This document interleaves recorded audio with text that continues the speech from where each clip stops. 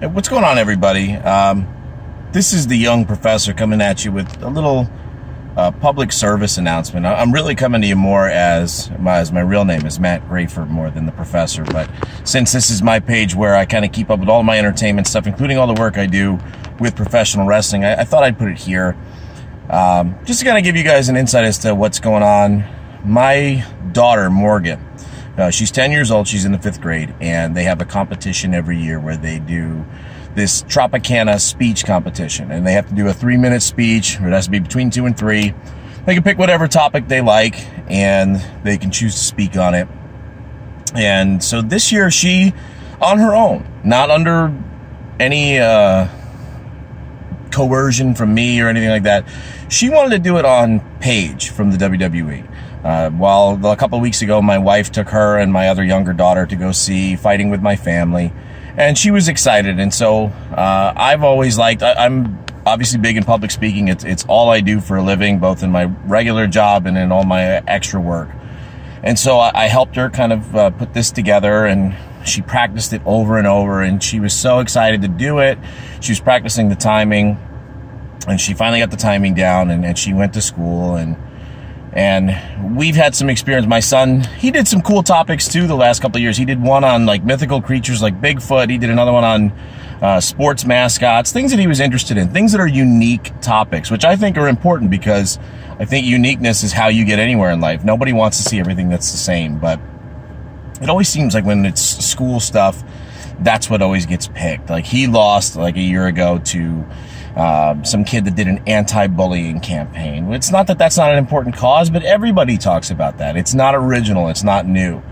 And so she wanted to do it on Paige, and she came home yesterday after having done it, and she was pretty upset because, you know, kids were giving her a hard time. Kids are telling her, oh, wrestling's fake, and so, you know, that wasn't good. She did a big intro like I do when I introduce wrestlers to come to the ring, and even when I saw her teachers' grades when we got them back today, it just was really disheartening because she put a lot of work into this, and she's not someone that's comfortable speaking, but she did a really good job. And I think out of everything that was picked, like she lost to some kid who did a speech on how teachers can do things new, and a teacher picked that as being the best one. Go figure. It just seems that originality is not rewarded, and I get frustrated when people put down the world of professional wrestling because they don't understand it or they don't have an appreciation for it. I am a legitimate college professor. I've been teaching in exercise science for years, and I have routinely talked about professional wrestling because I've always been a fan of it, and as what it is, as a form of entertainment, as a form of sports and athleticism, because the things that those guys and girls are able to do, the conditioning they need to go through, the lack of rest that they get, and the way that they're able to perform and still look amazing and deal with injuries is nothing short of remarkable. And I think it's on a level that is even more than any other sport I can think of. I mean, you can go ahead and argue with me if you want, but the fact of the matter is they don't have an off season. They have to keep their spots. They keep going, and the show must go on. So she was upset, but she even wore a dress to school today because she thought she might get picked to go on and compete in the state. And my wife and I kind of knew that this might happen just because we saw it with my son. And so, you know, she came home today and she was crying about it. She didn't get it. And it's not that you should cry when you lose.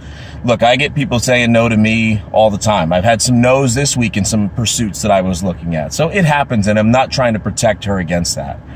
I just think it's not right when originality isn't rewarded. It seems like we're all too quick to do what's politically correct, and we're all too quick to do what everybody accepts across the board, and originality and creativity doesn't get rewarded. So what I did was I recorded her doing the speech at home, and I think it's pretty good, and you can be the judge of that. I'm going to post it along with this, but I would love to see people share this and show that it is good, that it is something that's worth being recognized, that it really does highlight a young girl looking up to people that she finds admirable because of the work that they put in and the hard work they do in an industry that not enough people really respect for what it is.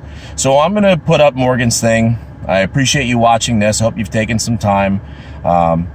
but let me know what you think and share it on and let other people see it, because she's upset that she can't go on and compete with others while they talk about anti-bullying and how teachers can do better things. I'm sure it'll be really exciting and fantastic. But you know what? This was something original, and I hope that you enjoy it. And I hope that more people in wrestling see it, and they can appreciate what a young 10-year-old girl sees in these athletes that her other classmates are putting down. Because I think those of you that are watching this, at least initially, know where I'm coming from. Well, that's all I got for you guys. I usually keep things a little lighter, not so heavy, and I'm kind of coming at you from the dad perspective versus entertainment. But thanks again. My name's Matt Grafer. I go by the Young Professor. Thanks for watching.